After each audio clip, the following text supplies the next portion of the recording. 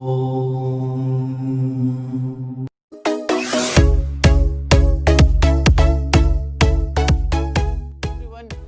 मुकुंद आप सबका स्वागत करता हूं हमारे PSRM स्टडी चैनल में। आज हम लोग करने वाले हैं हमारे पहले चैप्टर हिस्ट्री के क्लास 10 से the rise of nationalism in Europe. Okay, आज हम लोग इसमें टॉपिक 1 करने वाले हैं, the French revolution and the idea of nation. Okay, the French revolution and idea of nation.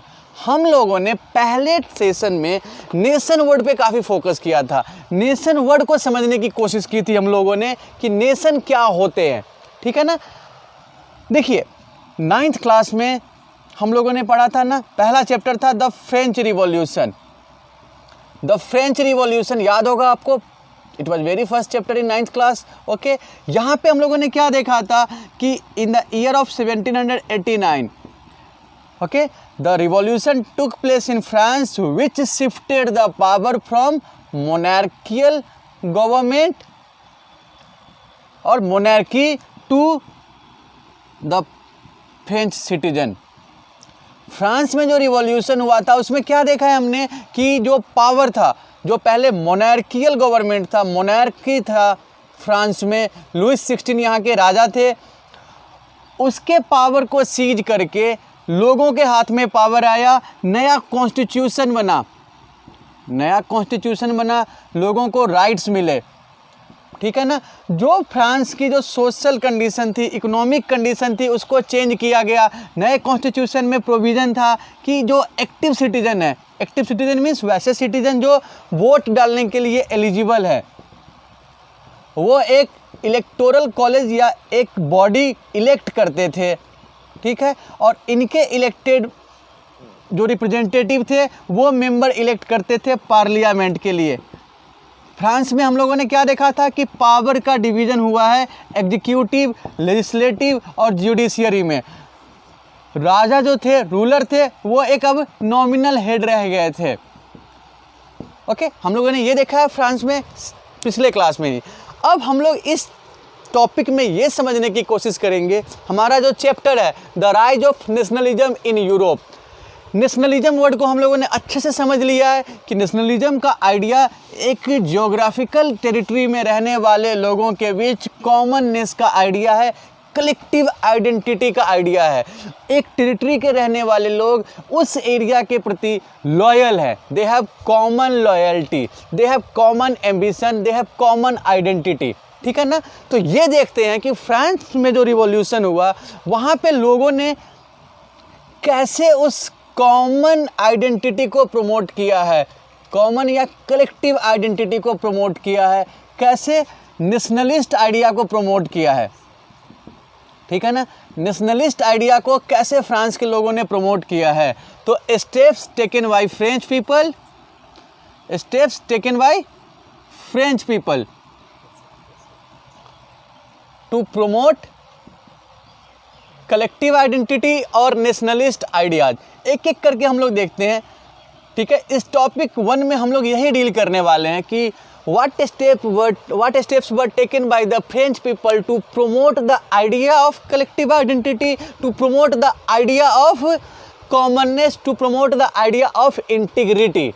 Okay, तो चलिए शुरू करते हैं हम लोग। आज सबसे पहले हम देखते हैं जो फ्रांस में रिवॉल्यूशन हुआ है उसको हम लोग ये देख रहे हैं कि फ्रांस में रिवॉल्यूशन के बाद फ्रांस के लोगों ने आइडिया अडॉप्ट किया है, the idea of la patrie and the idea of la patrie and la citizen. देखिए, ला पैट्रे मीन्स फादरलैंड, जैसे हम लोग अपने यहाँ क्या बोलते हैं, मातृभूमि, मदरलैंड, ठीक है। यहाँ जेंडर डिस्क्रिमिनेशन या जेंडर वाइज नहीं सोचना है, इम्पॉर्टेंट ये है कि चलिए हम लोग अपने कंट्री को मातृभूमि कहते हैं, मदरलैंड कहते हैं, इन्होंने फादरलैंड का है। कॉमन क्या है यहाँ पे, कॉमन ये है कि इन्होंने, देखिए कोई भी कंट्री हो, चाहे हमारी इंडिया हो, चाहे फ्रांस हो, अमेरिका हो, कोई भी हो, है क्या बेसिकली वो, ऐसे तो एक पीस ऑफ लैंड है ना, they are merely a piece of land. But हमारा नेशन वर्ड क्या कहता है कि नेशन एक इमोशन है। ये देखिए, ये जो फ्रांस है एक ज़मीन का टुकड़ा है, एक टेरिटरी है, लेकिन वहाँ के लोगों ने इसमें अपने इमोशन को डाला है। उस ज़मीन के टुकड़े को, उस पीस ऑफ लैंड को फादर के जैसा माना है। तो इमोशन आ गया ना, हम लोग भी वही कर रहे हैं। India is a piece of land, but we Indian people consider this piece of land as our own mother.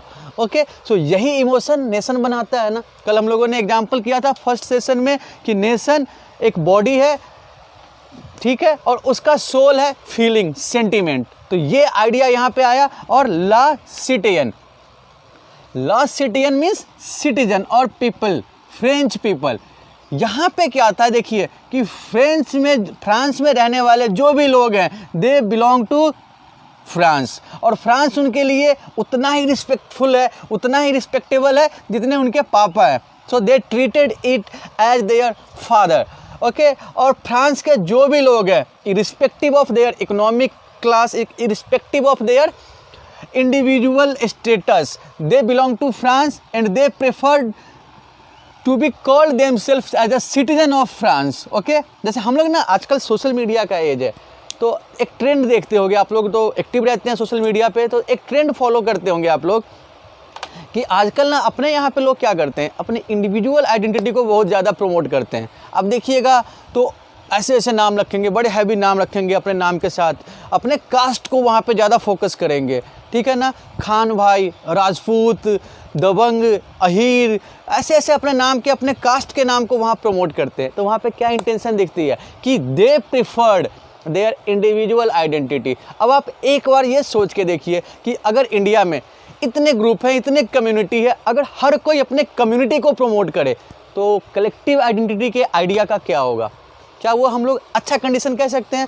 फिर वो ना कहीं ठीक है, एक अपने आइडेंटिटी पे प्राउड होना चाहिए, बिल्कुल अच्छी बात है, बट आपकी इंडिविजुअल आइडेंटिटी इतनी ज़्यादा, इतना इंपॉर्टेंस नहीं रखे कि आपकी कलेक्टिव आइडेंटिटी कहीं ना कहीं हिडन हो जाए। तो फ्रांस के लोगों ने यही किया है कि उन्होंने अपने इंडिविजुअल आइडेंटिटी के ऊपर अपने कलेक्टिव आइडेंटिटी को प्रमोट किया है। Steps taken by French people to promote collective identity. Okay, it was the idea of la patrie and la citoyen. अब हम लोग देखते हैं कि फ्रांस में क्या किया गया।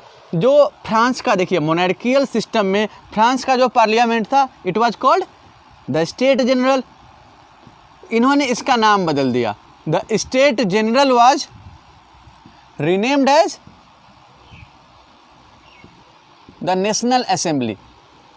देखिए, अब आप ये कह सकते हैं कि नाम बदलने से क्या होता है। देखिए, नाम का ना बहुत इंपॉर्टेंस होता है, बहुत सिग्निफिकेंस है, नाम बदलने से भी बहुत कुछ होता है, ठीक है। द स्टेट जनरल, ये वर्ड स्टेट कहीं ना कहीं आपको उस टाइम पे ले जा रहा है, ये सेंस कर रहा है जब फ्रांस में 3 स्टेट होते थे, फर्स्ट, सेकेंड और थर्ड। उस टाइम फ्रांस क्या था? डिवाइडेड था, फ्रांस की सोसाइटी डिवाइडेड थी। स्टेट वर्ड कहीं ना कहीं उस सेंस को कैरी कर रहा है। तो यहाँ के लोगों ने क्या किया, रिवॉल्यूशनरी गवर्नमेंट ने क्या किया, इसके नाम को चेंज करके क्या कर दिया, नेशनल असेंबली। अब देखिए, स्टेट और नेशनल दोनों अलग सेंस कैरी कर रहे हैं। स्टेट जहाँ आपको डिवाइडिंग लग रहा है, वही नेशनल क्या लग रहा है कि नेशन के लोग हैं, पार्लियामेंट है, असेंबली है। तो यहाँ पे जो भी लोग इकट्ठे हैं, असेंबल है, वो पूरे कंट्री के लोगों को रिप्रेजेंट कर रहे हैं। यानी इस जगह पे फ्रांस के सभी लोग मिल के फैसला लेते हैं, ठीक है। अगर ये सेंस अलग नहीं होते, एक ही बात होती, तो आज़ादी के बाद हम अपने राष्ट्रपति भवन को या प्रेसिडेंट हाउस को वायसराय हाउस ही कहते, ठीक है ना। तो फ्रांस के लोगों ने सेकेंड स्टेप कौन सा लिया है, state general was renamed as national assembly. Clear है ना, ठीक है, नेशनल असेंबली किया।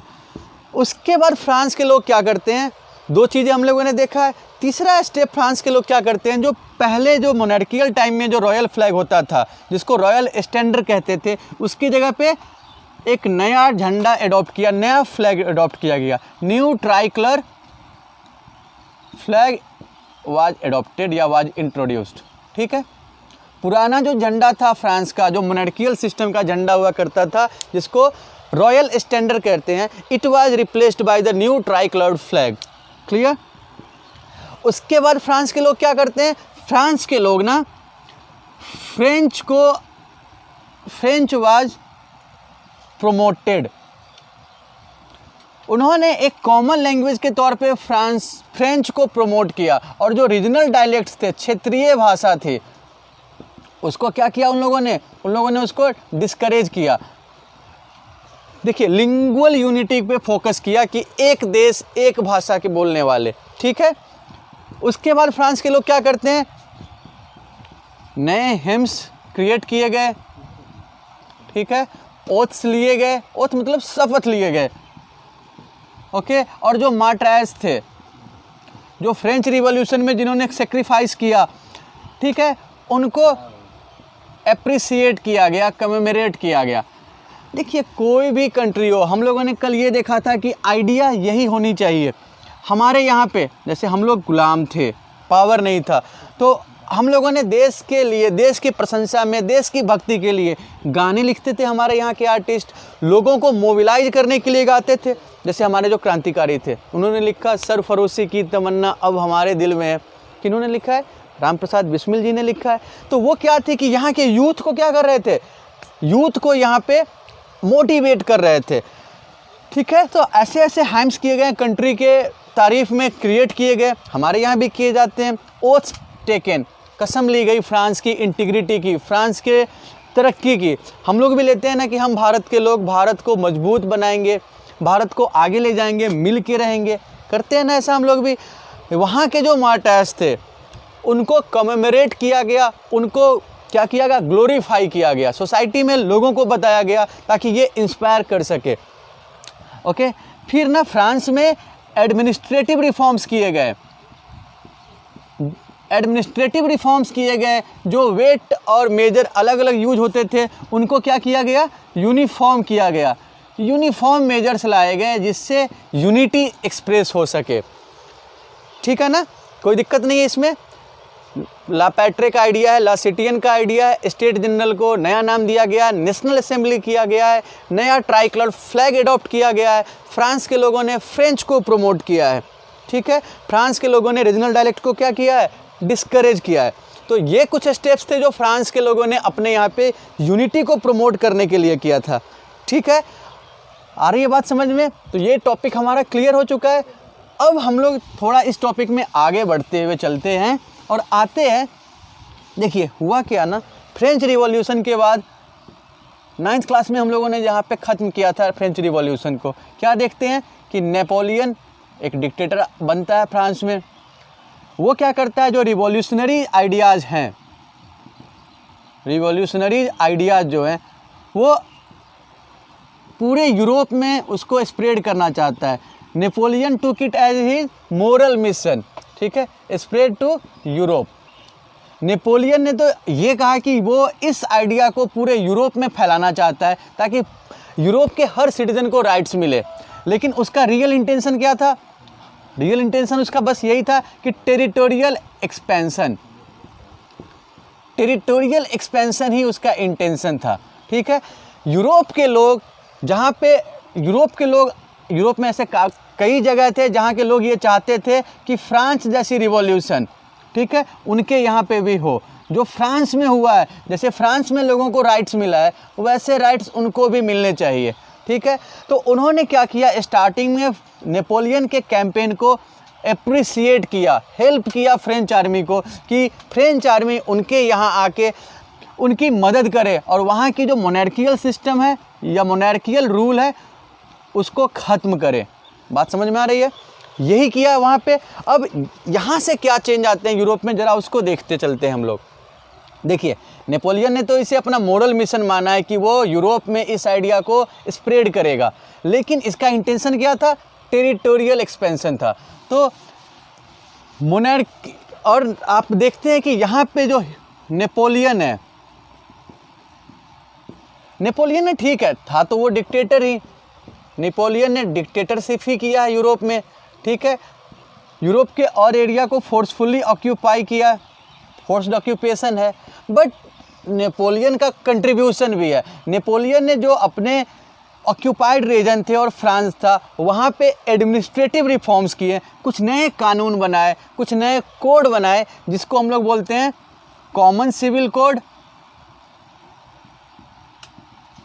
या फिर नेपोलियनिक कोड, ठीक है, Napoleonic code. Code means law, rule.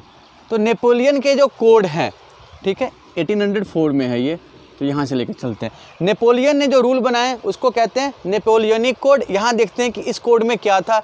चलिए सबसे पहले देखते हैं कि नेपोलियन ने नए कानून में जो बर्थ बेस्ड प्रिविलेज है, ठीक है, बर्थ बेस्ड प्रिविलेज को ख़त्म किया। हम लोगों ने पढ़ा है ना, फ्रांस में देखिए, याद कीजिए, फ्रेंच रिवॉल्यूशन में सोसाइटी 3 ग्रुप में था। फर्स्ट स्टेट और सेकेंड स्टेट को बर्थ बेस्ड प्रिविलेज मिलते थे, बहुत सारी फैसिलिटीज़ मिलती थी। तो नेपोलियन ने सबसे पहले क्या किया, इस चीज़ को ख़त्म किया। इक्वालिटी बिफोर लॉ, नेपोलियन ने इक्वालिटी सबके लिए सर्टेन किया, फिक्स किया। Equality before law, right to property, लोगों को संपत्ति का अधिकार मिला, राइट टू प्रॉपर्टी मिली, ठीक है। उसके बाद नेपोलियन क्या करते हैं, नेपोलियन वहाँ पे फ्यूडल जो सिस्टम था, जिसमें जो फ्यूडल टैक्स लिए जाते थे, उन देख हमने देखा है ना, बर्थ बेस्ड प्रिविलेज को ख़त्म किया है। फ्यूडल क्लास जो फ्रांस में जो टैक्स लेते थे, उन टैक्सेस को ख़त्म किया। सो एबॉलिश्ड सर्फडम एंड मैन्योरियल ड्यूज। देखिए सर्फडम मतलब क्या होता है कि इसको आप कह सकते हैं जो लैंडलॉर्ड्स के जो सर्वेंट थे, जो उनके अंडर काम करते थे, जो उनके वर्कर थे, ठीक है, वो टैक्स दिया करते थे, ठीक है। सर्फडम और मैनेरियल, सर्फडम और मैनेरियल ये दोनों टैक्स होते थे, ड्यूज होते थे, जो कौन देते थे, पीजेंट्स देते थे, फार्मर्स देते थे। किसको देते थे, तो लैंडलॉर्ड्स को देते थे, ठीक है ना, नोबेल्स को देते थे। तो इस देखिए इसका बर्डन किस पे आ रहा है, किसानों पे आ रहा है, तो इसको नेपोलियन ने ख़त्म किया। किसानों के लिए तो ये अच्छी बात हो गई। उसके बाद नेपोलियन ने क्या किया है, गिल्ड सिस्टम को ख़त्म किया है। And of guild system, guild word को समझ लीजिए, गिल्ड का मतलब हो गया एसोसिएशन, ठीक है ना। तो जो पुराने बिजनेसमैन हैं, जो बड़े बिजनेसमैन हैं, उनका जो एसोसिएशन होता था, गिल्ड कहलाता था। इससे प्रॉब्लम किसको होगी, जो नए बिजनेस करने वाले होंगे, न्यू बिजनेसमैन, उनको मार्केट में एंट्री में दिक्कत होगी। ये गिल्ड जहाँ पे होगा, इनको एंट्री मुश्किल से मिलेगी। जो स्मॉल बिजनेसमैन हैं, इनको एंट्री नहीं मिलेगी। तो नेपोलियन ने क्या किया, इस सिस्टम को ख़त्म किया। इसका एडवांटेज किसको मिलेगा, जो नए बिजनेसमैन है, जो स्मॉल बिजनेसमैन है, ठीक है। So end of guild system. उसके बाद आप देखिए birth based privilege okay, equality before law okay, right to property okay, abolished of serfdom and manorial dues okay, guild system खत्म किया गया ओके। अब क्या है, improved transportation and communication system, transport and communication system को इन्होंने काफ़ी improve किया है, ठीक है। देखिए बिजनेस या जो ट्रेडर्स होंगे उनको एडवांटेज मिलेगा। जब ट्रांसपोर्टेशन सिस्टम इम्प्रूव्ड होंगे तो डिफरेंट पार्ट्स के लोगों के बीच में गुड्स का, आइडिया का एक्सचेंज बढ़ेगा, एक दूसरे की तरफ मूवमेंट बढ़ेगा यहाँ पे। तो लोगों का जब मूवमेंट बढ़ेगा, पीपल वुड कम क्लोजर, कहीं ना कहीं जब लोग इकट्ठे होंगे तो यूनाइट भी होंगे, ठीक है ना। तो ये जो स्टेप्स नेपोलियन ने लिए हैं वो कहलाते हैं नेपोलियन के कोड या नेपोलियनिक कोड। अब देखते हैं कि नेपोलियन के जो ये रूल्स थे, जो ये कोड थे, उसका एडवांटेज किसको किसको मिल रहा है करें। तो हम लोग देखते हैं कि नेपोलियन के इस नेपोलियनिक कोड या सिविल कोड का फ़ायदा किसको हुआ है, किसके लिए ये बेनिफिशियल था, किसके लिए ये नुकसानदायक था, या इसके एडवांटेज क्या है, किस लिए ये एडवांटेजियस था और किस लिए ये डिसएडवांटेजियस था। सबसे पहले हम क्या देख रहे हैं कि ये पीजेंट्स के लिए तो बहुत अच्छा हुआ ये कोड, उनके ऊपर से बहुत सारे टैक्स बर्डन हट गए, ठीक है, उनके लिए अच्छी बात है ना। जो स्मॉल ट्रेडर्स हैं, स्मॉल ट्रेडर्स को फ़ायदा होगा, ठीक है। जो न्यू बिजनेसमैन है उनको फ़ायदा होगा। क्लियर है, बात समझ में आ रही, ठीक है। उसके बाद क्या हुआ कि जो यूनिफॉर्म्ड सिस्टम हो गया, जब टैक्स, जो आपका टैक्सेशन सिस्टम है, वेट और मेजर यूनिफॉर्म होगा तो क्या होगी, क्लियरिटी होगी, ट्रेडर्स पे कम टैक्सेशन होगा, ट्रेडर्स पे जो टैक्स है वो बर्डन कम होगा। तो इनके लिए फिर से ये सिचुएशन एडवांटेजियस सिचुएशन हो गया। इजी मूवमेंट से क्या होगा, जब देखिए टैक्स कम लग रहा है, मेजर एक जैसे हैं, यूनिफॉर्म है, तो गुड्स का जो मूवमेंट है वो क्या हो जाएगा, बढ़ेगा, गुड्स का मूवमेंट बढ़ेगा, ठीक है, ट्रेड बढ़ेगा। ये तो अच्छे, ये इसके कोड के प्लस पॉइंट है, ठीक है। इसके निगेटिव पॉइंट्स भी है। देखिए यूरोप के लोगों ने नेपोलियन से बहुत उम्मीदें की थी। यूरोप के लोगों को लग रहा था कि नेपोलियन उनके लिए एक मसीहा है।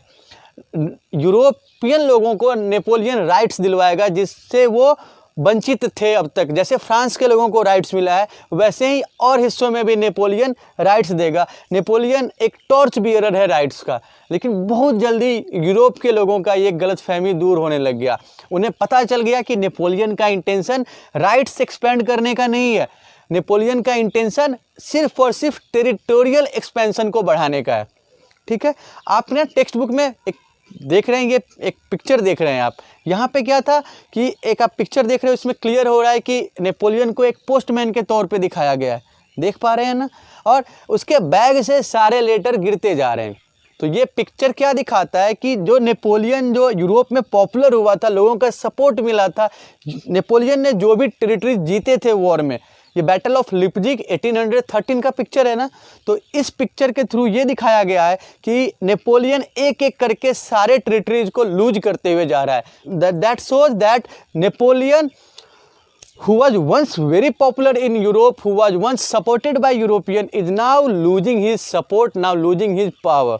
ओके, तो यहाँ पे देखते हैं कि नेपोलियन था तो डिक्टेटर ही, तो इसने क्या किया है, सेंसरशिप तो इम्पोज किया। सेंसरशिप के कारण क्या होगा, इसकी पॉपुलैरिटी कम होगी। के बाद देखिए नेपोलियन क्या चाह रहा है, पूरे यूरोप को अपने कब्जे में लेना चाह रहा है। कब्जे में लेने के लिए ऑक्यूपेशन के लिए क्या चाहिए, आर्मी चाहिए। तो नेपोलियन ना फोर्स्ड रिक्रूटमेंट कर रहा था फ्रेंच आर्मी में, ठीक है। अब यहाँ से भी लोग नाराज होंगे, एक ये नुकसान हुआ, ठीक है।